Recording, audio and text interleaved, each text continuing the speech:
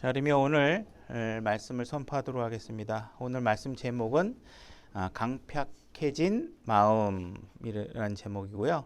본문으로 우리 로마서 2장 5절 하나 찾아서 같이 읽고 말씀을 시작하도록 하겠습니다. 로마서 2장 5절로 가보겠습니다.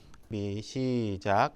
다만 내가 네 강팍함과 뉘우치지 아니하는 마음에 따라 진노의 날 곧 하나님의 의로운 심판이 나타나는 그날에 닥칠 진노를 내게 쌓아 올리는 도다.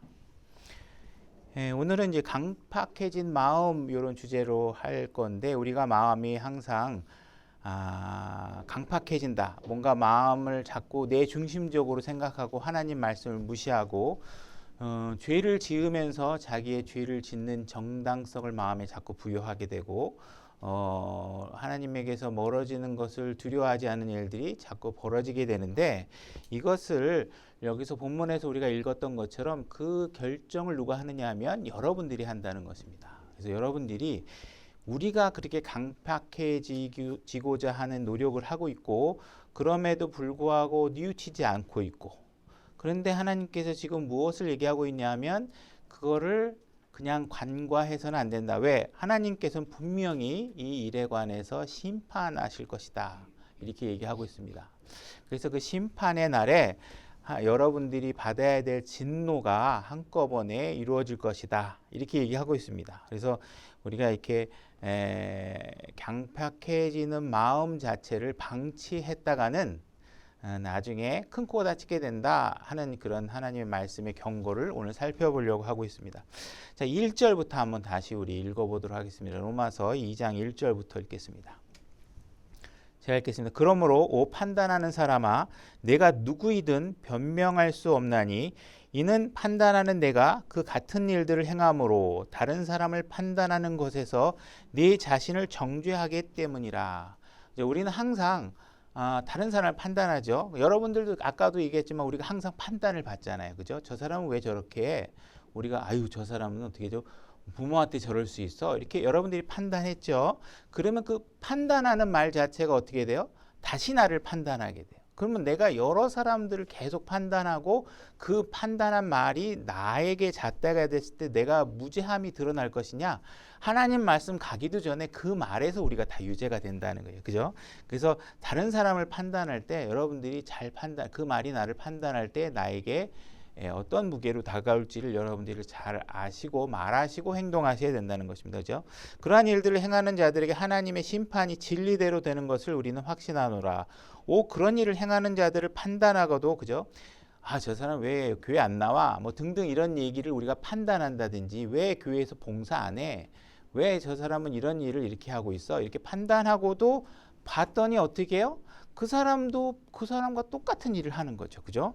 하고도 판단하고 같은 일을 행하는 사람은 내가 하나님의 심판을 피할 줄 생각하느냐? 하나님의 심판을 피할 수 없다. 그죠? 여러분들이 지금 하고 있는 것들이 잘못하고 있고 함부로 하고 있고 누구인가 함부로 이야기하는 것들이 아무 일도 일어나지 않는다고 생각하고 있으면 오산이다. 왜? 반드시 다 정확하게 하나님께서 다 지금 플러스 마이너스 심판을 다 계산하고 계시고, 그거를 언젠가 분명히 합당한 판단을 여러분들에게 내리게 될 것이라는 것입니다. 그래서 지금 무사히 넘어갔다고 뭐가 무사히 넘어가진 게 아니죠. 그래서 여러분들이, 저도 마찬가지지만 과거를 돌아봐서 나를 내 마음속에 섬뜩섬뜩하게 내가 부끄러웠던 죄들이 막 일어나죠. 그죠? 그런 것들을 우리가 더 이상 짓지 않도록, 이미 진 거는 어떻게 할 수 없죠. 그죠? 그러나 다시 반복하지 않도록, 그리고 그 죄를 하나님 앞에 자백하고 용서를 구하는 일들을 열심히 하셔서 하나님의 심판의 날에 어떻게 판단될 것인가를 조심하시고 준비하셔야 된다는 것이. 혹은 하나님의 선하심이 너를 인도하여 회개하게 함을 알지 못한 채. 하나님이 여러분들을 회개하게 하는 방법은 무엇이냐? 여러분들을 회초리 갖고 몽둥이를 후려쳐서 나 내 말대로 안 하면 가만 안 놔둘 거야, 내가 박살을 낼 거야, 이런 식으로 여러분들을 회개하게 하지 않으세요. 그죠? 하나님은 여러분들의 성품을 너무 잘 알아요. 그래서 한 대 때리기만 하면 금방 마음속에 불끈해갖고 내가 이래서 하나님을 안 믿는 거야, 이러면서 여러분들의 마음이 어떻게 변하는지 너무 잘 알기 때문에 하나님은 여러분들을 회개하기 위해서 무엇을 사용하시느냐? 선하심을 사용하시고 여러분들을 선하게 대한다. 근데 이 선하게 대하고 있는 사람 그 모습을 사람들이 뭘로 오판하느냐? 이거 하나님이 신경 안 쓰시나 본데 이렇게 해도 그죠? 내가 바깥에 나가서 술 마시고 딴 여자 만나도 아무 일 없네? 그러면서 자꾸 죄를 짓는다는 거예요. 그죠?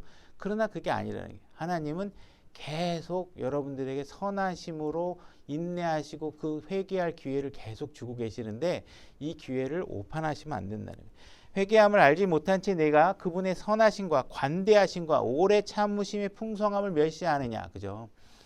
뭐 하나님이 뭐 없는 거 아니야? 내가 뭐 저렇게 해도 아무렇게도 안 하고 저 사람 죄를 짓는데도 아무렇게나 아무 징계도 안 하시고 이것이 그들의 죄를 용납하는 것이 아니라 그거에 합당한 징계를 받는다면 지금 갈기갈기 몸이 찢겨서 죽어도 부족하지 않을 정도의 죄들이지만 하나님은 계속 회개하고 하나님께 돌아올 기회를 계속 주고 계신다는 것입니다.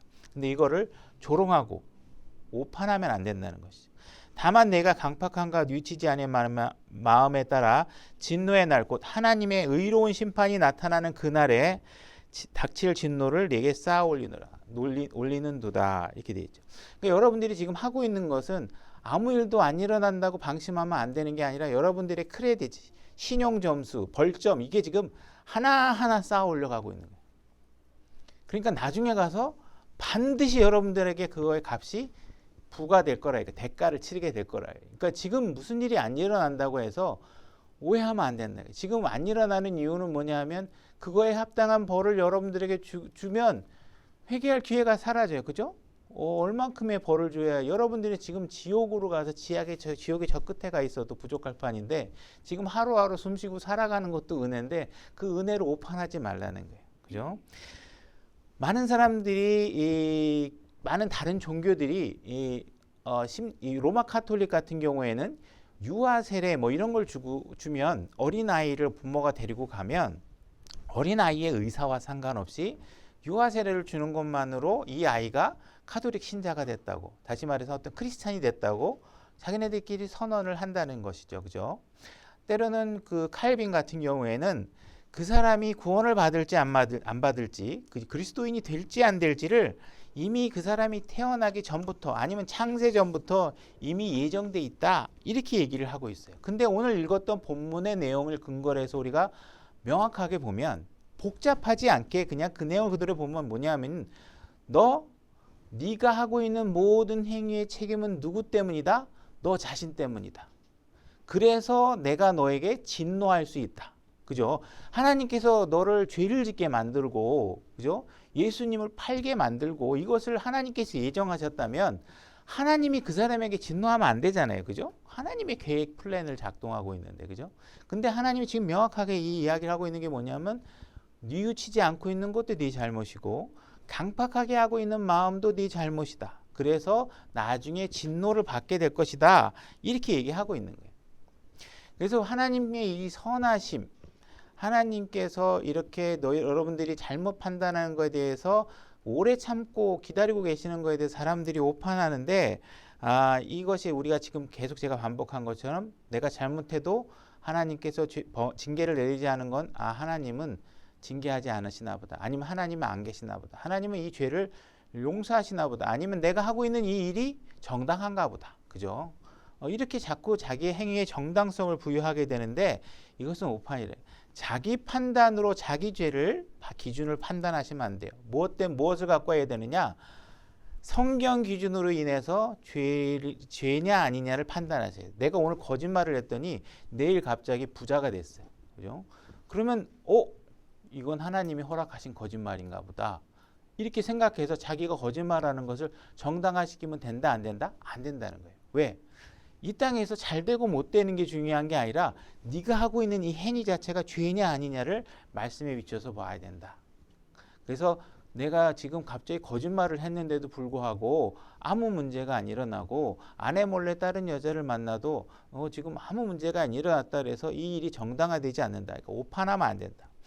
그 다음에 사람들이 또 한 가지 잘못 판단하고 있는 것은 무엇이냐면 하나님께서 살아가면서 계속 자지자란 징계를 계속 하심으로 인해서 나중에 한꺼번에 우리의 잘못을 꽝 하고 징계를 하는 게 아니라 여기서 5%, 여기서 10%, 여기서 20% 해가면서 살면서 우리가 계속 징계를 받으면서 나누어서 징계하신다 이렇게 판단하는 경우가 있다라는 것이에요.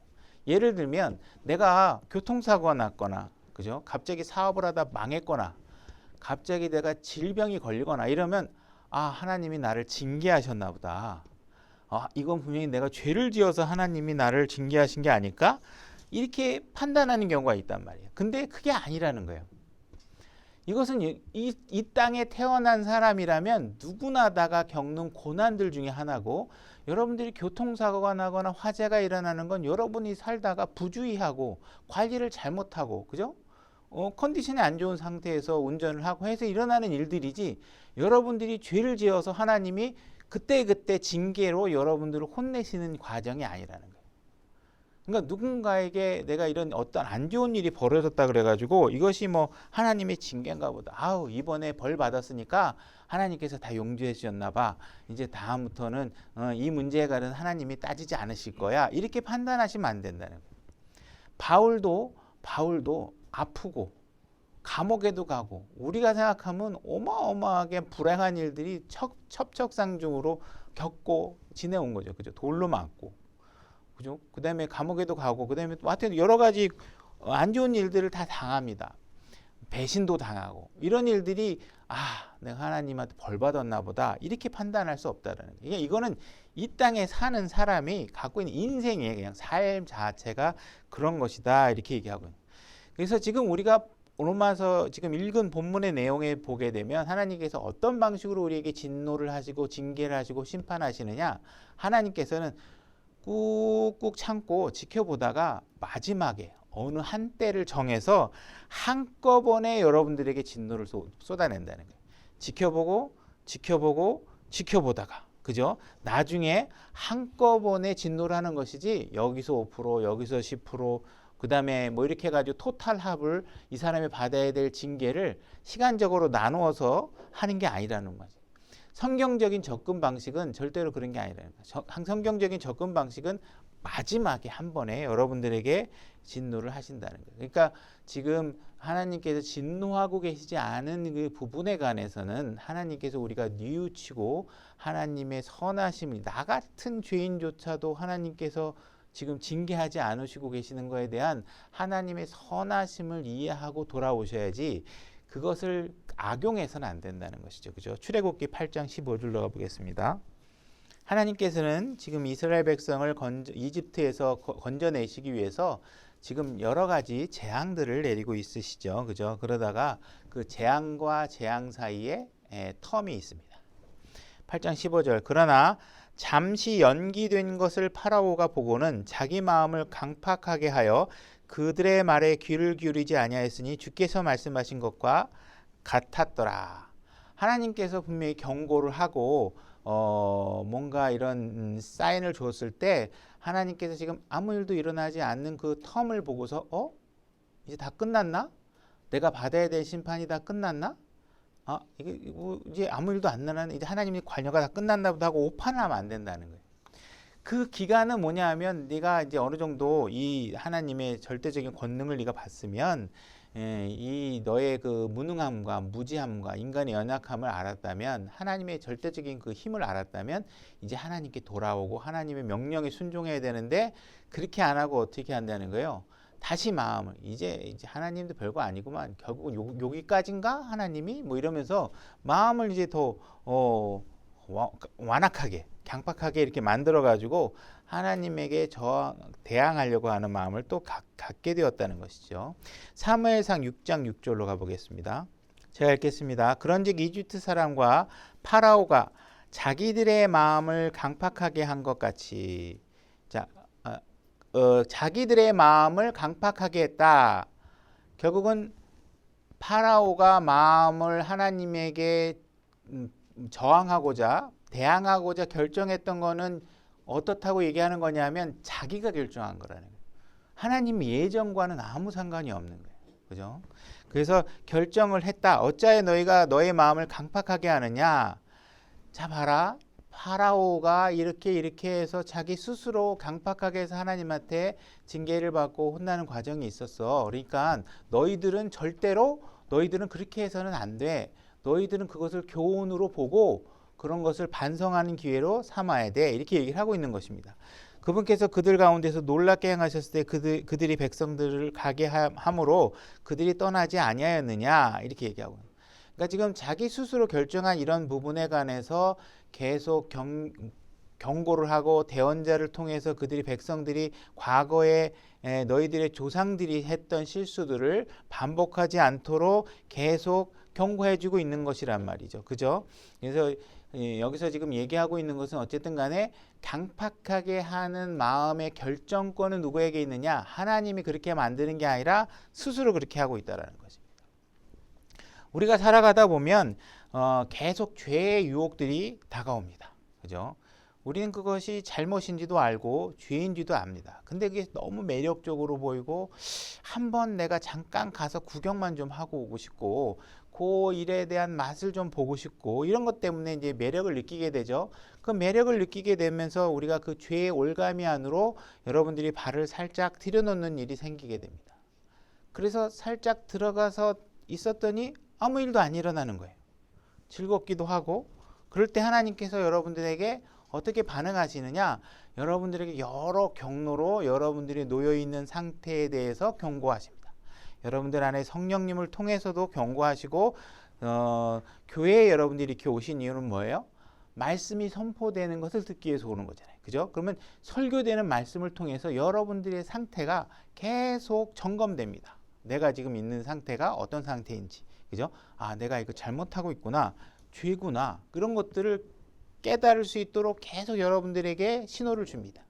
찬송가를 부를 때 주 예수보다 더 귀한 것이 없다라고 노래를 했는데 내 삶에 예수님보다 더 귀한 것들이 막 깔려 있는 거예요. 그죠? 그죠? 그래서 주 예수보다 더 귀한 것들을 찾아서 주님의 일을 뒤로 미루고 교회 뭐 매일 꼭 매주 가야 될 필요가 있겠나? 성경 꼭 매주 읽을 필요가 있겠나? 그죠? 이런 식으로 생각하면서 우리가 자꾸 주님을 뒤로 미루는 일들 하게 된다는 거예요. 여러분들이 기도하는 도중에 기도하다가 기도 속에서 여러분들의 마음에 찔림이 오게 됩니다. 그죠?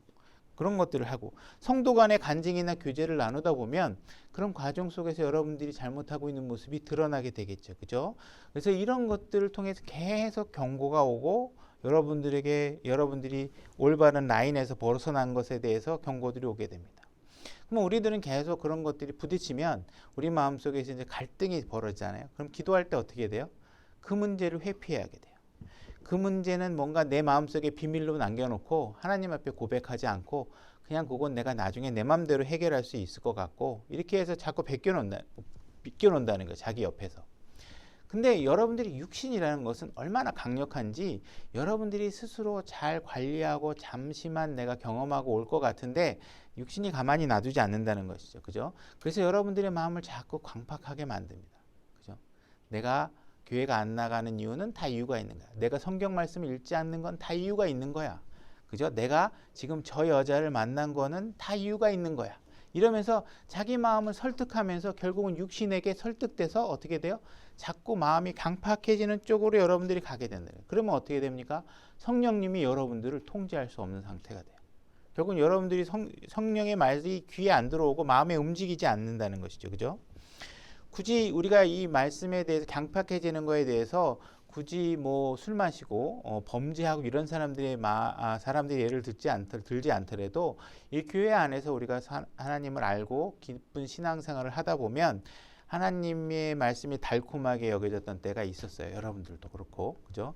그래서 교회 나오는 게 너무 즐겁고, 교회 나와서 그냥 집에 가기 싫어서 막 늦게까지 남아 있게 되고, 찬송가 부르고 막 교제하고 뭐 이런 것들이 너무 좋습니다.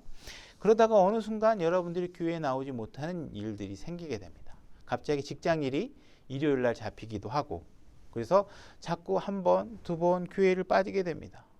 근데 한 번, 두 번 빠지게 되는데 별일도 일어나지 않고 빠지다 보면서 그 빠지는 시간에 잠깐 뭐 배구 구경도 갈 수 있고 뭐 스포츠 구경도 갈 수 있고 영화도 보러 갈 수 있으면서 뭔가 마음에 처음엔 갈등을 겪다가 두 번, 세 번 갔는데도 뭐 하나님이 다리를 부러뜨리는 것도 아니고 하니까 이제 점점 교회에 나가는 일들이 무뎌지게 되고 별로 불편하게 여겨지지 않은 것이. 여러분들이 술을 마시지도 않고 마약을 하는 것도 아니고 뭐 다른 남자나 다른 여자를 만나는 것도 아닌데 이전처럼 교회 나가는 게 별로 즐겁지 않아집니다. 그죠? 그 이전처럼 설교를 듣는 것도 기뻐지지 않고, 그죠? 그래서 이런 상황에 있을 때 어느 순간 갑자기 옆에 딱 봤는데 자기의 옛날 과거의 모습처럼 교회 나오는 걸 너무 즐거워하고 있고 그냥 다음 주까지 어떻게 기다리냐고 그러고 나오면 집에 가기 싫어가지고 밤새도록 형제들하고 교제하고 이런 형제들을 보게 됩니다. 이렇게 되면 여러분들이 이제 두 가지 중에 하나를 마음의 태도를 정할 수 있겠죠. 첫 번째, 찔림이 오면서 나도 옛날에 저랬는데 나도 저 모습으로 좀 돌아가야 되지 않을까? 라고 생각하는 게 하나 있을 수 있겠죠. 그러나 두 번째 방법, 나도 옛날에 저랬는데 옛날에 진짜 지금은 제가 저렇게 너무 교회에 너무 빠져가지고 생활하는 게 꼭 옳은 것만은 아닌 것 같아. 이러면서 벌써 육신에게 다 설득당해서 일요일 날도 좀 피크닉도 가고, 그죠? 일요일 날 좀 시간도 갖고 자기 시간도 가져야지. 직장 생활하면서 일요일 날도 가고 그래 뭐 쉬고 그래야지. 어떻게 꼭 매일 교회만 나와? 나도 옛날에 저랬지만 조금 있으면 나처럼 될 거야 하면서 자기 마음을 자꾸 완악하게 하는 것이죠. 그러면서 이제 점점 교회 나오는 게 싫은데 교회에 있는 형제가 자꾸 전화하면 내 삶에 방해를 자꾸 하는 것 같아요. 왜 자꾸 교회 안 나오냐고 그러고 형제님 보고 싶어요 그러면은 이제 이게 자꾸 귀찮고 어떻게 반응해야 될지도 모르겠고 나가기 싫은데 그러면서 자꾸 여러분들이 교회 나오는 일에 반응을 자꾸 마음을 점점 완악하게 한다는 것이죠. 딱딱하게 만들어진다. 여러분들이 세상의 것을 갖기 위해서는 최선을 다해서 노력하고 세상에서 성취하고 싶은 것들이 있으면 모든 것을 다 동원해서라도 하고 싶은데 이제 시간이 지나면서 하나님에 관한 일들은 그냥 형식만 남겨지면 된다고 생각하고 있고, 그죠? 크게 벗어나지만 안 되면 될 것 같고 그것이 중심이 아니게 되는 것이죠. 여러분들이 이혼을 하거나 뭐 어떤 다른 사람들을 만나거나 한다 그래서 여러분들에게 어떤 일들이 벌어지지 않다 보니까 여러분들은 점점 하나님의 멀어지는 일을 하다 보면 이렇게까지 벗어날 수 있을까? 사람이 이렇게 마음이 강팍해지면 이 정도까지 강팍해질 수 있을까 하는 정도까지 여러분들은 점점 무뎌지게 된다는 것이에요. 그래서 이런 원리들을 우리가 잘 이해하고 우리라는 인간이라는 사람이라는 마음의 작동 원리가 어떤 거구나라는 사실을 알면 한시도 그 경계를 늦춰서는 안 된다는 거예요. 그래서 여러분들이 하나님께서 징계하지 않는 삶에 대해서 우리가 오해하지 않고 이런 부분들을 자꾸 되돌아서서 육신에게 기회를 주지 않는 방법들을 여러분들이 자꾸 찾지 않으면 여러분들은 그냥 쉽게 하나님의 말씀에서 멀어지고 마음을 자꾸 굳게 하는 일들이 벌어진다는 것이죠. 그죠? 오늘날 많은 성적인 타락들이 있죠. 이렇게 성적으로 타락하는 것들이 군대들이 쳐들어가고 그 사람들에게 막 칼을 갖다 대고 이제부터 성적으로 타락해 이렇게 한 것이 아니죠. 그들이 그 길을 스스로 타락하는 길을 선택한 것이고 그들은 성적인 타락을 성적 자유라고 얘기하고 있고, 그죠? 이런 성적으로 자유를 누리는 것에 대해서 뭔가 문화 선진국이라고 얘기하고 있고, 그죠? 제가 옛날에는 젊은 친구들한테 그래도 그리스도인 남편을 만나면 얼마나 좋냐, 적어도 술은 안 마시잖아. 그리고 이렇게 얘기하면 이제 지금 요즘에 그런 얘기하면 꼰대 소리 듣는다 그러더라고요. 결혼도 안 했는데 막 일주일씩 해외여행 같이 다니고 그런 거 하면 안 되지. 그래 얘기하면 그 사람들 저 사람 진짜 꼰대네, 그죠? 이렇게 얘기한다는 거죠, 그죠? 그러나 세상 사람들은 어떻게 할 수 없을지 모르지만 교회에서는 그런 일들이 용납되고 우리의 윤리적 기준이 뒤로 물러서서는 절대로 안 되는 것이죠. 그런 일을 한다고 해서 여러분들에게 갑자기 무슨 일이 일어나는 거지 않는다고 해서 하나님의 말씀의 기준을 뒤로 물러가면 안 된다는 거예요. 그들이 즐겨 하는 대로 허락해서는 안 된다는 거예요. 타락한 목사들이 교회에 와가지고 여러분들의 남편이 교회 못 나가게 하면 막이고 여러분들의 남편이 마음에 안 들면 이혼하세요. 그래서 좋은 남편 만나서 새로운 인생을 시작하세요. 이렇게 거짓 교리를 가리키고 있고 하나님의 진리가 아닌 말을 얘기하고 있다 그러면 그런 말이 달콤해지기 시작하면 여러분들은 어떻게 해요? 이제 하나님 그런 생활하면 안 된다고 하는 목사가 있는 교회는 가기 싫고 저 목사님 정말 깨어있네. 저렇게 그렇지 저렇게 요즘 세상에 어딘데 저렇게 말이야 뭐 결혼하기 전에 뭐 해외여행도 못 가게 한다 가면 안 된다 그러고 뭐 제가 여러분들의 삶을 강제할 수는 없습니다. 그러나 제가 하나님의 말씀의 기준을 흐트는 이야기도 할 수 없는 거예요. 그죠? 여러분들이 어떤 삶을 사는지 적어도 제가 다 관여할 수는 없지만 그렇다고 해서 여러분들이 대다수가 많은 사람들이 혼전에 다들 부부가 이렇게 해외여행을 가고 한다 그래서 말씀의 기준을 낮춰서 내가 선포할 수는 없는 거죠. 분명히 하나님 말씀은 그걸 경고하고 있는 것이에요. 그런 일들이 벌어지고 있고 여러분들이 결혼 생활하고 있는데 누군가가 멋있는 차를 타고 와서 나를 대접해주고 멋있는 비싼 뭐 레스토랑에 가서 식사를 사주고 그리고 호텔에 들어가고 처음엔 이상하지만 이거 뭐 도대체 우리 남편은 나를 이렇게 대접 안 해주는데 이 남자는 도대체 나를 그냥 만나가지고 그냥 멋있는 차로 와가지고 고급 호텔에 데려가서 밥도 사주고 이 남자 정말 대단하게 멋있다. 그래서 여러분들이 거기 쫓아가게 되면 마음의 명분을 계속 쌓게 되면 마음은 계속 완악해지겠죠. 그죠?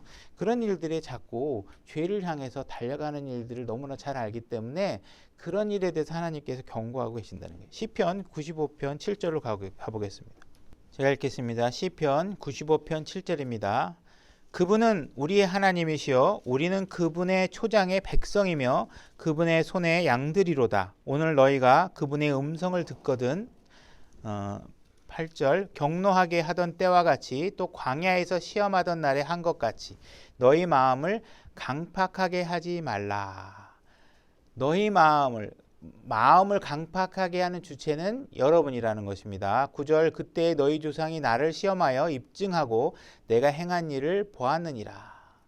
이스라엘 백성들은 이집트에서 나왔고 광야 생활을 했습니다. 그죠? 그런 과정에서 처음에는 파라오가 마음을 강팍하게 해서 하나님한테 혼나고 결국은 이스라엘 백성을 내어주게 됐는데 이제 점점 이스라엘 백성이 파라오처럼 마음이 강팍해지는 일들이 벌어지더라. 그러니까 너희 조상들이 했던 그 광야에서조차 그렇게 광야에서 강팍하게 했던 것 이런 일들을 잘 보고 그들이 어떤 상태에서 나에게 그렇게 저항하고 대항하고 했는지를 잘 보고 내가 얼마나 선한 사람인가 내가 너희들을 향해서 얼마나 선하고 오래 참음을 대했는가를 잘 보고 이걸 오해하지 말고 너희들이 나의 선함을 보고 하나님께로 돌아오는 기회로 삼아야 된다 이렇게 얘기를 하고 있는 것입니다. 이들은 이집트에서 노예였던 사람들인데 이들을 광야로 자유롭게 불러내줬는데 그들은 금방 하나님께 불평불만합니다. 이런 불평불만하고 하나님께 조롱하고 있는데 이들에게 먹을 것도 주고 물도 나오게 해주고 신발도 안 사도 되게 해주고 집도 살 필요가 없게 해주시고 그 당시에 직장도 다닐 필요 없고 그죠? 이렇게 여러 것들을 이들에게 필요를 다 충족시켜주면서 노예였던 삶에서 이들을 불러내 주었는데도 불구하고 이들은 계속 하나님께 저항하고 불평하는 일들이 벌어졌다는 것이에요. 그죠? 이들이 해야 될 일이라고는 하나님께 경배드리는 일 말고는 아무것도 없었어요. 그러니까 이들은 직장도 필요 없고 아무것도 필요 없는데도 불구하고 불평불만을 하는 걸로 봤을 때 오늘날 우리가 무엇인가 불평불만을 하고 있다면 결코 이것이 내 직장 때문도 아니고 교회 목사 때문도 아니고 그죠? 학교 때문도 아니라는 거예요. 그건 오직 여러분의 마음 때문에 그렇다는 거예요. 이스라엘 백성도 그랬다는 거예요. 그러니까 이것은 마음의 문제라는 거예요. 여러분들은 몰라서 속는 것이 아닙니다. 여러분들과 저에게는 동일한 기록된 성경이 있습니다. 그래서 무엇이 잘못이고 하나님이 어떤 분인지 사실 다 알 수 있습니다. 이스라엘 백성도 하나님을 모를 수가 없어요. 왜? 구름 기둥으로 막 자기들이 인도하고 밤에는 불 기둥으로 인도하고 홍해를 가르고 이런 걸 다 지켜봤는데 하나님이 어떤 분인지 모를 이유가 없잖아요. 근데 그런 걸 다 보면서도 어떻게 했어요? 이들은 하나님을 원망하고 조금만 불편하게 자기를 하나님이 불편하게 만들면 하나님을 원망하고 그죠? 이런 일들을 계속 한다는 거예요. 오늘날 대한민국 같이 역사를 통틀어서 이렇게 풍요롭고 좋은 환경에서 사는 시대가 역사적으로 이만큼 좋았던 시대가 존재하지 않습니다. 그죠? 미국도 우리나라만큼 사실 제가 알기로는 이게 좋지 않습니다. 제가 87, 88년도, 9년도 뭐 이때쯤에 미국에 갔을 때까지만 해도 미국에 가니까 너무 신기한 게 막 세븐일레븐 이런 거 보면 와, 이 나라는 진짜 구멍가게도 이렇게 좋냐. 뭐 그런 거 우리 그 당시에만 해도 편의점 이런 게 없었으니까 그냥 우리는 그 당시엔 구멍가게, 코너에 있는 구멍가게. 근데 지금은요, 지금은 대한민국처럼 좋은 나라가 없다시피 합니다. 우리나라만큼 빠른 인터넷, 풍부한 먹거리, 높은 최저임금, 정부의 복지 정책, 치안 상태 엄청나게 좋죠. 그죠? 종교의 자유도 우리나라만큼 이 정도면 굉장히 좋은 겁니다. 그죠? 무엇 하나 부족한 것이 없습니다. 여러분들이 스스로 죽기를 작정하기 전까지는 굶어 죽을 일도 없어요. 줄만 서면 먹고 줄 때 많습니다. 그죠? 굶어 죽을 일 없어요. 그러니까 이렇게 풍요로운 세상을 살아가고 있는데도 불구하고 우리들은 더욱더 지금 세상으로부터 지탄받는 종교단체가 되고 있어요. 세상의 본이 되지도 못하고. 왜? 우리들이 세상 사람들보다 더 마음이 완악해지고 있고 이런 하나님의 선하심을 교회들조차도 곡해를 해서 잘못된 판단, 뭐 대형교회 만들고 뭐 여기 뭐 목사가 성추행을 해도 뭐 목사가 다 잘 되네, 성도들이 안 떠나고. 그죠? 뭐 목사가 비리가 해가지고 몇십억 몇백억짜리 통장에 뒤로 막 돌아다니고 뭐 트렁크에서 쏟아져 나오는데 그래도 우리 목사님이 최고라고 그러고 성도들이 떠나질 않네. 그죠? 이러니까 와, 이게 도대체 교회 다니는 사람만 모르지 세상 사람들은 교회가 얼마나 후졌는지 이제 다 알아. 이 정도까지 됐는데도 안 해. 그죠? 지금 어쨌든 세상이 지금 너무 기독교 단체들을 비난하고 있다 보니까 정치적 집회들이 막 여기저기 벌어지고 해도 세상 사람들이 그냥 정치 표현의 자유 뭐 이러는데 뭐 거리에서 성경책 들고 복음을 전하면 다들 한심하게 쳐다보고. 그죠? 이런 상태가 돼버렸다는 것이에요. 그죠? 그래서 많은 사람들이 이제 코로나를 우리가 겪으면서 많은 사람들이 교회를 떠났죠. 교회를 안 나가고 비대면 예배 뭐 이런 불가능한 용어들을 사용하면서 예배를 거부하던 시간들이 있었습니다. 그래서 교회를 그래도 어려움을 극복하고 믿음을 가지고 교회를 나왔던 사람들이 한편으로 우리 교회를 안 나오는 형제 자매니들이 얼마나 마음이 예배를 못 드려서 마음이 아플까 이런 생각을 하다가 막상 그들에게 전화를 해보고 그들에게 교회를 나오도록 권면하는데 그들의 반응을 보고 새삼 또 놀라게 됩니다. 왜? 그들이 너무 불편해하지 않는다는 걸 발견하게 됩니다. 그죠? 예수님께서는 피값으로 자기 교회를 사셔서 거기에 말씀을 선포할 수 있는 감독을 세워주시고 내 양을 그들에게 먹이게 하시고 그렇게 해서 교회라는 것이 만들어 놓고 세상에 그리스도인들이 모일 수 있는 곳이 교회 말고 안전한 데가 어디가 있겠어요? 그죠? 정치 집회에 가는 게 그리스도인의 신앙생활이라고 얘기하시는 분들도 있지만 성경이 말하는 바가 아닙니다. 자기 생각으로 신앙을 규정해서 안 됩니다. 하나님 말씀으로 해야죠. 근데 이렇게 전부 다들 이런 가치들을 잘 모르니까 우리가 신앙생활에 있어서 우리 마음들이 전부 다 딱딱해지고 스스로를 방어하는 논리로 자꾸 바뀌어가고 있다는 것입니다. 스가랴서 7장 8절로 가보겠습니다. 제가 읽겠습니다. 주의 말씀이 또 스가랴에게 임하니라. 이르시되 만군의 주가 이같이 말하여 이르노라. 진실한 재판을 집행하며, 우리 로마서에서는 의로운 심판이 있다고 얘기했죠. 저마다 자기 형제에게 긍휼과 동정심을 베풀고 과부와 아버지 없는 자와 타국인과 가난한 자를 학대하지 말며 너희 중 아무도 마음속에서 자기 형제를 치려고 악을 꾀하지 말라.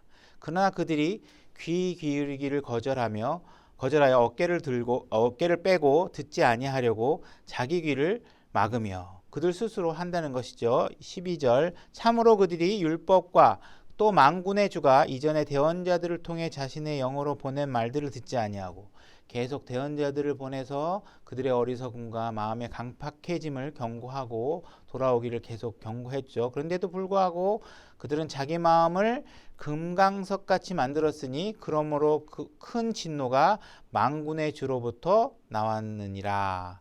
하나님께서는 진노하시는 분이시죠. 그래서 하나님의 진노가 그 결과로 부여되게 될 것이다. 이렇게 얘기하고 있는 것입니다. 하나님께서 계속 대언자를 통해서 그러면 안 된다. 마음이 강팍해지면 안 된다. 하나님의 선하심을 오해하면 안 된다고 얘기하는데 귀를 막고 계속 그들은 가나안과 섞여서 살고 가나안이 따르는 종교들을 취하고 육신의 복을 기한 다산하고 농사를 잘 짓게 해주는 이런 신들을 섬기면서 하나님을 거부하고 살아갔던 것이죠. 그래서 이들에 대해서 이렇게 경고하고 있는데 이들이 그걸 듣지 않았다는 것입니다. 로마서 2장 5절로 우리가 다시 와서 보게 되면 다만 내가 네 강팍함과 뉘우치지 않을 마음에 진노의 날, 이것이 단수입니다. 진노의 날, 어느 한 날이 있는 것입니다. 진노의 날, 곧 하나님의 의로운 심판. 아까 우리가 스가랴서에서 진실한 재판을 하시겠다고 얘기하겠죠. 하나님은 의로운 심판을 하시는 분이시고 그 나타나는 그날에 닥칠 진노를 네게 쌓아 올리는 도다. 하나님께서는 어느 한 날을 정해서 모든 정산을 하시겠다는 얘기입니다. 그죠? 그러니까 지금 내가 뭐 하는 일에 대해서 뭐가 하는 일이 잘못했으면 하나님 심판하고, 뭐 내가 갑자기 잘못했는데도 불구하고 하는 일이 잘 되니까 하나님께 나의 복 주시나 보다, 이렇게 얘기할 수 없다는 거예요. 여러분들이 그리스도인으로서 받아야 될 그리스도의 심판석에 관한 문제도 마찬가지입니다. 여러분들이 잘하면, 신앙생활 잘하면 여기서 사는 동안 하나님께서 막 보상 주고 이러는 게 아니에요. 보상은 언제예요? 그리스도의 심판석에서. 그러니까 지금은 내가 신앙생활 아무리 잘해도 하나님께서 나에게 특별하게 해주시는 게 없어요. 나의 삶이 거룩해지는 건 맞지만 내 거룩한 삶을 살았다고 해서 하나님이 나에게 복 주시고 모든 일이 잘 되고 이렇게 되지 않는다. 그 모든 정산은 언제 하느냐? 하늘에 가셔서 그리스도의 심판석에 공중에 예수 그리스도 만나서 그리스도의 심판석에서 한 날을 정해서 여러분들에게 하나님께서 쫙 보상하시겠다고 얘기하고 계시잖아요. 믿지 않는 자들에 대한 진노에 대한 심판도 마찬가지라는 거예요. 이렇게 막 하나님께 쪼개서 심판하는 게 아니라 한 날을 딱 정해서 이제 모든 걸 심판하시게 된다는 거예요. 그러니까 지금 여러분들이 뭐가 잘 되고 못 되고 이것으로 하나님께서 나에게 무슨 일을 허락하셨다, 허락하지 않았다, 징계를 하셨다, 안 했다, 이와 같은 식으로 하면 안 된다는 거예요. 여러분들이 지금 하고 있는 거룩함, 보상에 관한 문제, 아니면 구원받지 않아서 진노에 관한 문제는 지금 계속 하나님께서 하나씩 두씩 쌓아가고 계신다. 그러니까 이 일들을 잘 이해하셔야 된다. 이 원리를. 심판하는 그날에, 그죠? 여러분들이 80년 인생을 살면서 여기저기서 조금씩 심판이 일어나는 것이 아니라 한꺼번에 여러분들이 나중에 죽고 나면, 그죠? 나중에 한 날을 정해서 싹 다 심판하게 된다는 거죠. 잠언 29장 1절로 가보겠습니다. 잠언 29장 1절 제가 읽겠습니다. 자주 책망을 받으면서도, 이렇게 돼 있죠. 자, 이걸 이렇게 읽으면 안 됩니다. 자주 징계를 받으면서도, 이렇게 읽으시면 안 돼요.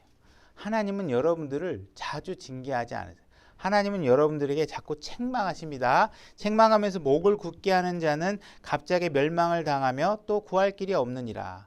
하나님께서는 한 번 여러분들에게 책망하고 마시는 것이 아니라 아주 헤아릴 수 없이 많은 책망을 통해서 여러분들에게 경고하십니다. 여러분들의 마음을 두드리고 그렇게 하면 안 된다고 그러고, 거기 보면 안 된다고 그러고, 다른 거 보지 말라고 그러고, 예수 그리스도 보라고 그러고, 이렇게 얘기하고 있는데 자꾸 견눈질해 가면서 탐욕에 하고 육신의 정욕에 눈 가고 이렇게 자꾸 하고 있는 것이죠. 그러다가 갑자기 멸망을 당한다. 갑자기. 여러분들이 하나님의 이 징계에 관한 문제를, 하나님이 우리를 다루시는 문제에 대해서 이런 오해를 합니다. 어떤 거냐면 여러분들이 거짓말을 해요. 거짓말하면 하나님이 회초리를 들고 하고 손바닥 내나 딱 때려가지고 다시는 거짓말하지 마. 그럼 아우 아파. 네 알았어요. 안 할게요. 그러면서 거짓말을 싹 취하고, 아니면 여러분들이 다른 여자를 만납니다. 그러면 하나님께서 몽둥이를 들고 가고 종아리를 탁 때려가지고 네가 감히 하나님의 자녀로서 딴 여자 아내를 놔두고 딴 여자를 만나면 어떻게? 그렇게 딱 혼내고 보면 아우 아파요. 그러고 안 하거나, 아니면 여러분들이 점집에 가서 이제 점을 봅니다. 그죠? 그럼 하나님이 또 가서 홍군형을 내가지고 어디 내가 있는데 어디 다른 신에게 가가지고 말이야 네 미래를 물어보고 말이야 이런 어리석은 짓을 하냐고 막 혼내가지고 딱 뒤돌아서게 만들고 이렇게 한다고 생각해요. 근데 하나님은 그렇게 안 해요. 책망하신다 그랬잖아요. 그러니까 어떻게 하시냐? 여러분들이 거짓말합니다. 그럼 하나님께서 거짓말하는 건 죄다 이렇게 말씀해 주십니다. 그죠? 여러분들이 다른 여자를 만납니다. 그러면 내 아내가 아닌 여자를 만나면 음행이다. 이렇게 얘기를 해 주십니다. 그죠? 여러분들이 점집에 가서 점을 봅니다. 그럼 하나님께서 나 위에 다른 신을 섬기지 말라 하는 말로 여러분들을 책망합니다. 그때 그 책망하는 말을 듣고 여러분들이 돌아서야 되는데 그 책망하는 말을 안 듣는다는 거예요. 그렇지 않고 계속 멈추고 책망하는데 매를 들고 날 안 때리네? 하지 말라고만 하고. 그래서 계속 잘못을 반복해서 짓다가 어떻게 해요? 마지막에 어느 날 갑자기 멸망이 한꺼번에 오게 된다는 거예요. 그러니까 여러분들이 지금 하고 있는 행동들이, 여러분들이 하고 있는 모든 신앙의 자세들이 지금 내가 느슨하게 하고 아무렇게나 해도 하나님께서 아무 일도 안 하시네? 그냥 말씀을 읽고 설교를 들 때 뭐 찔리긴 하지만 뭐 찔릴 뿐이지 뭐 별다른 거 나한테 생활에 별로 변화가 없네? 이렇게 생각하면서 여러분들이 자꾸 죄를 키워나가면 안 된다는 거예요. 결국은 그렇게 하다 보면 어느 순간인가 나중에 눈을 딱 떴는데 여러분들이 어떻게 해요? 지옥이라는 거예요. 그때 가서 여러분들이 하나님 어떻게 내가 다시 한 번만 기회를 주시면 내가 이런 어리석은 마음이 완악해지는 생각을 하지 않겠습니다 하고 할 수 있는 기회가 오느냐? 안 온다는 거예요. 그땐 끝났다는 거예요. 심판이 딱 시작되면 복구할 수가 없다는 거예요. 그죠? 그러니까 여러분들이 이런 일들을 잘 아시고 하나님께서 왜 이렇게 여러분들에게 선하게 대하고 계시느냐 하는 거를 잘 이해하시면 하나님이 여러분들의 생명을 오래 그래도 살게 해주시고 오늘도 살게 해주시고 지금도 말씀으로 하나님께서 여러분들 마음속에 무언가 책망을 주시는 거에 관해서 감사하게 생각해야 된다는 거예요. 눈물이 날 정도로 하나님이 여러분들 몽둥이라도 한번 딱 때렸으면 우리 마음엔 저 사람 좀 한 대 때려줬으면 좋겠는데 하나님은 너무 잘 알아. 한번 때리면 그냥 삐져가지고 다시는 하나님 안 보겠다고 도망갈 거 뻔히 알기 때문에 하나님은 그 방법을 안 쓰죠. 하나님은 계속 선하심으로 여러분들 대하신다. 잠언 1장 24절. 내가 불렀으나 너희가 거절하였도다. 그죠? 하나님께서 분명히 불렀는데 누가 거절했어요? 본인이 거절하도록 만든 거 아닙니다. 예정론이 설 자리는 없습니다. 자꾸 심오한 방법으로 하나님의 말씀을 이해하려고 하면 자꾸 자기 꾀에 자기가 넘어지게 됩니다. 내가 내 손을 내밀었으나 아무도 중시하지 아니하였다. 그죠? 하나님께서 분명히 손을 내밀었는데 필요 없다고 얘기한 거예요. 자꾸 잔소리하지 말라는 거예요. 그죠? 아, 내가 알아서 하겠다는데 자꾸 하나님 자꾸 쓸데없는 얘기 하지 말라는 거예요. 그죠? 그리고 하나님 말씀 거절했다는 거예요. 25절. 도리어 너희가 내 권고를 무시하고 내 책망을 전혀 원치 아니하였은즉 나도 내 재난을 보고 네 재난을 보고 웃으며 내 두려움이 이를 때에 조롱하리니 그때 내 두려움이 황폐함같이 이르고 내 멸망이 어떻게 와요? 회오리 바람같이 봄바람처럼 살랑살랑 와가지고 요때 한 대 때리고 저때 한 대 때리고 아우 요 정도는 맞을만 하네 이러면서 하는 게 아니라요. 아무 일도 없다가 어느 순간에 어떻게 해요? 확 여러분들의 삶을 확 송두리째 뺏어가지고요. 여러분들의 존재가 어디 있는지도 모를 정도로 사라지게 만들어버려요. 이 땅에서 여러분들이 사라지게 만들어버려요. 회오리같이 바람같이 이르며 내게 고난과 번민이 이르리라. 그때 그들이 나를 부를 터이나 내가 대답하지 아니하겠고 그들이 일찍 나를 찾아도 나를 발견하지 못하리니 이는 그들이 지식을 미워하고 주 두려워하기를 택하지 아니하며. 그죠? 하나님께서 분명히 말씀을 가르쳐 줬는데 이 완벽한 말씀을 우리에게 줬는데 여러분들을 자유롭게 할 수 있는 말씀. 그죠? 이 말씀의 법칙을 지키면 여러분들은 죄로부터 자유로워질 수 있고 자유로움의 기쁨을 누릴 수 있게 해주는 완전한 말씀의 법을 여러분들에게 줬는데 그 지식이 싫다는 거예요. 내 생각이 더 재밌다는 거예요. 그죠? 두려워하기를 택하지 아니하며 내 권고를 전혀 원하지 않고 내 모든 책망을 멸시하였기 때문이라. 그러므로 그들이 자기 길에서 난 열매를 먹으며 자기 계략들로 채워지리라. 그죠? 자기 꾀로, 자기 항변으로, 자기 논리로 자기를 계속 자기 항변을 하는 겁니다. 내가 더 똑똑하다. 그죠? 꼭 그렇게 신앙생활 그 정도까지 할 필요가 있겠어. 그죠? 뭐 이런 식으로 해가면서 하나님의 마음을 거부하는 것이죠. 그러니까 지금 얘기하고 있는 건 하나님께서 내가 너희들이 내 말을 자꾸 했더니 안 들어. 그래서 내가 너희들을 좀 혼 좀 내줬어. 내가 너희들을 자꾸 내가 말을 하려고 했는데 내 손을 손 잡아 했는데 너희들이 안 잡았지. 그래서 내가 너 그때 감기 걸리게 했어. 뭐 이런 얘기를 하는 게 아니에요. 내가 불렀는데 너희들이 거절하고 안 된다. 그렇게 하면 안 된다 하는데 하나님 제발 상관하지 마세요. 신경 쓰지 마세요. 내가 알아서 할 거예요. 제발 내 앞에서 사라지세요. 계속 이렇게 했다는 거예요. 그래서 내가 할 수 없이 어떻게 하는 거야? 지켜보다가 어느 한날에 회오리 바람을 보내서 너를 확 모든 것을 다 정리해 버리겠다. 이렇게 얘기하는 거예요. 그래서 우리 하나님의 이런 선하심, 내가 어떤 일들을 했더니 잘 됐다, 못 됐다, 나에게 하나님께서 일을 허락하셨나 보다, 안 하셨나 보다, 이런 방식으로 자기 판단으로 자기 계략으로 일들을 판단하면 안 된다는 거예요. 여러분들은 뭘 갖고 판단하셔야 돼요? 이 성경으로 여러분들은 판단하셔야 돼요. 여러분들의 신앙생활은 이 성경으로 시작하셔야 돼요. 여러분들의 신앙생활은 하나님은 나를 사랑하시는 분이야 라는 말에서 시작하는 게 아니에요. 여러분들은 이 성경으로 시작하셔야 돼요. 어떤 분들은 뭐 내가 구원받을 때 주신 뭐 무슨 레마의 무슨 말씀이 있고 뭐 내가 사랑하는 말씀이 한 구절 있고 그런 한 구절로 여러분들이 신앙생활하는 거 아니에요. 이 완벽한 하나님의 말씀으로 이 전체의 말씀이 여러분들이 그 맥락을 가지고 여러분들이 신앙생활을 하셔야지. 나는 내가 사랑하는 말씀이 이거예요. 난 이 사랑을, 그럼 나머지 말씀은 여러분들을 이 사랑하지 않은 말씀이 되면 안 돼요. 여러 말씀들이 균형을 이루고 여러분들의 삶을 조율하고 있는데 내가 하나님은 나를 사랑하시는 분이야. 난 이게 좋아. 그 말씀 하나만 갖고 하면 하나님은 징계하시는 분이고 죄를 용납하지 않으시는 분이고, 그죠? 어느 한날에 여러분들이 방심했던 모든 것들 다 심판하시는 분이라는 사실들을 여러분들이 알고 계셔야 된다는 거예요. 이건 완벽한 성경이라는 거예요. 여러분들을 자유롭게, 리버티, 자유롭게 해줄 수 있는 완벽한 성경이라는 거예요. 근데 여러분들이 이것을 성경을 하나님의 말씀으로 이해하지 않고 이거 사람이 기록한 거야. 이거 오류가 있을 수 있는 부분이 아니겠어? 그럼 여러분들이 취할 수 있는 태도가 뭐예요? 더 나보다 똑똑한 사람을 찾아서 이 말씀의 의미를 물어봐야 돼요. 그죠? 그러다 보니까 이 조그마한 교회는 가면 이런 일들을 안 가르쳐 줄 것 같고 대형 교회 가야 되고, 그럼 대형 교회 가면 대형 교회가 갖고 있는 모든 성경 위에 이 육신적인 어떤 기준들과 수많은 기준들이 여러분들이 익숙해지고 하다 보면 하나님의 말씀은 저울로 가고 우리 목사님이 해준 얘기 같고 우리 목사님 편 들어가면서 그렇게 신앙생활을 한다는 거예요. 그러니까 여러분들은 자꾸 이 말씀에서 보셔야 돼요. 여러분들이 기준이 일로 가셔야 돼요. 여기 와 있어요. 여기서 이걸 자꾸 보면 안 돼. 그죠? 그러니까 여러 안으로 들어오셔야 돼.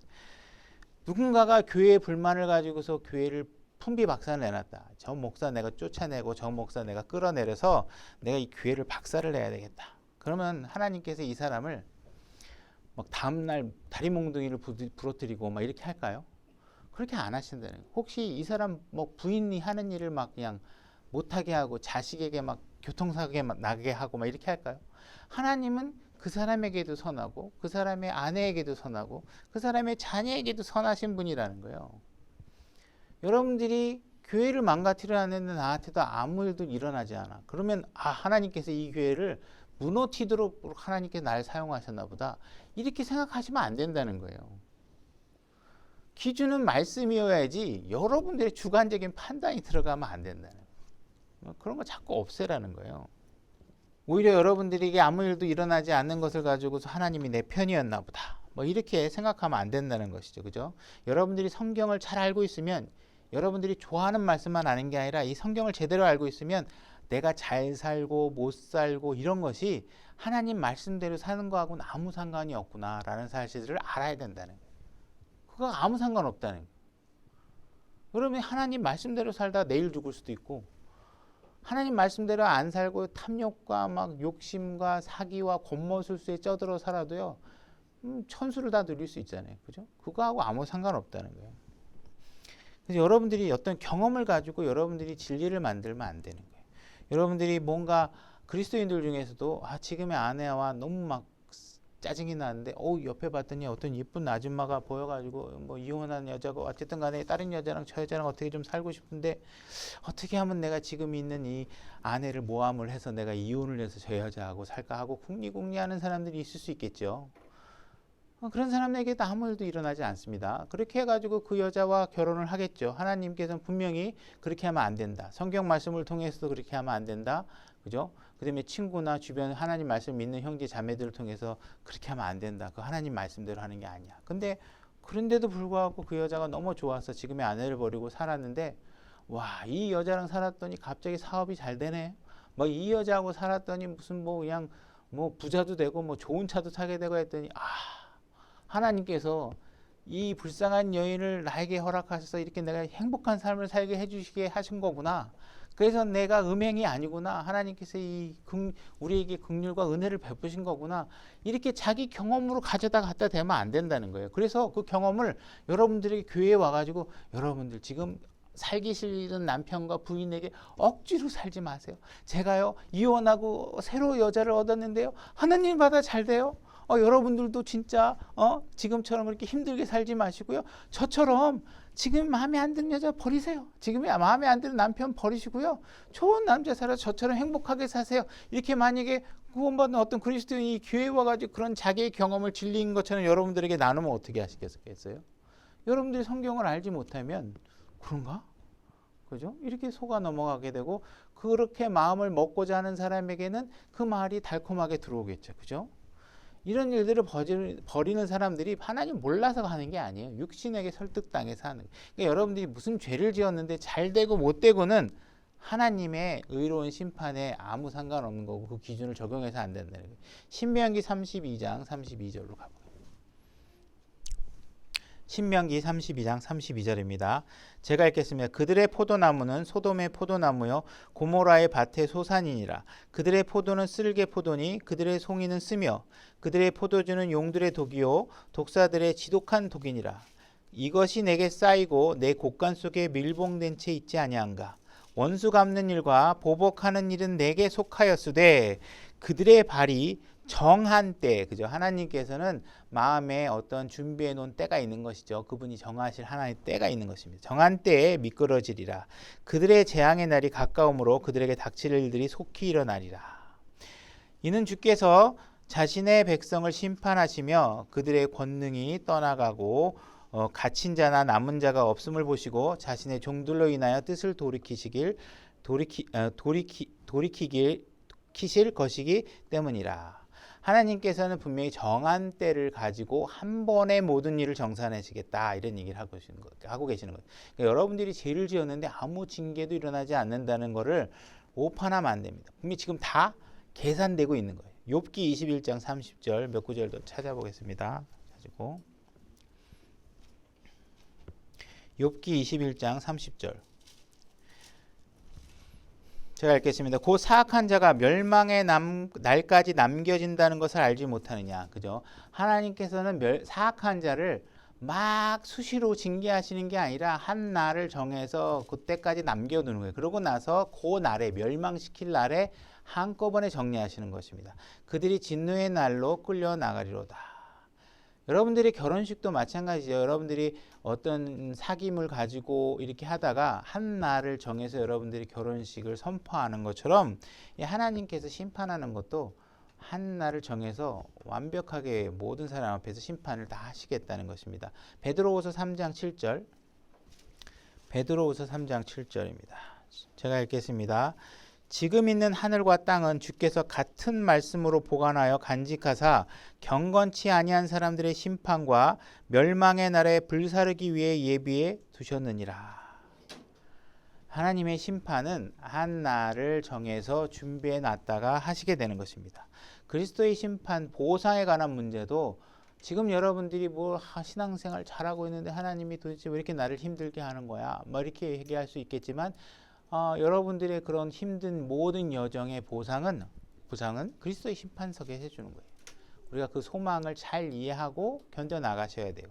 그죠? 구원받지 않은 사람들은 지금 하나님께서 진노의 날을 준비해 두고 계신다. 지금 그냥 영화 보러 다니고 신나게 놀러 다니고 자기 육신적인 삶을 다 재밌게 지내도 아무 일도 일어나지 않은 거에 대해서 그냥 시간을 보낼 게 아니라 분명히 하나님께서 징계하시고 심판하시는 날이 온다. 그죠?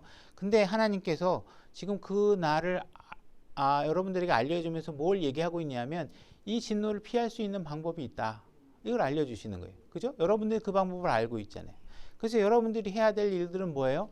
이 진노를 피할 수 있는 이 길을 사람들에게 알려주는 것이에요. 그죠?